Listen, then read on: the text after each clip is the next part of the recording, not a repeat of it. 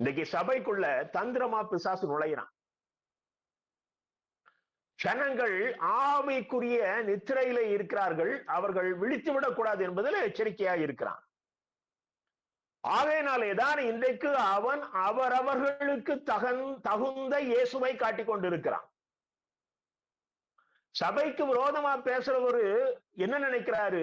நானும் இயேசுடைய பிள்ளைன்னு நினைக்கிறாரு. சபையில சண்டையை உருவாக்குறவர் என்ன நினைக்கிறாரு? நானும் இயேசுடைய பிள்ளைன்னு நினைக்கிறாரு. சபையை நாற்றத்துக்குள்ளாக்கணும்னு நினைக்கிறவர் என்ன நினைக்கிறாரு? நானும் இயேசுடைய பிள்ளைன்னு நினைக்கிறாரு. இப்படி ஜனங்களுக்குள்ளே வித்தியாசமான இயேசுக்களை அறிமுகப்படுத்துகிறான். எனக்கு அருமையான தேவனுடைய அன்பு பிள்ளைகளே, ஆகையினால் தான் சிலுவையை பற்றிய உபதேசம் கெட்டு போகிறவர்களுக்கு அது பைத்தியமாயிருக்கிறது.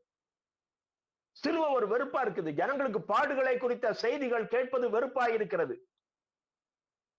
இன்னைக்கு பிரபலமாக இருக்கிற ஊழியக்காரர்கள் சிலுவையை பற்றிய உபதேசங்களை ஜனங்களுக்கு சொல்லுவதில்லை.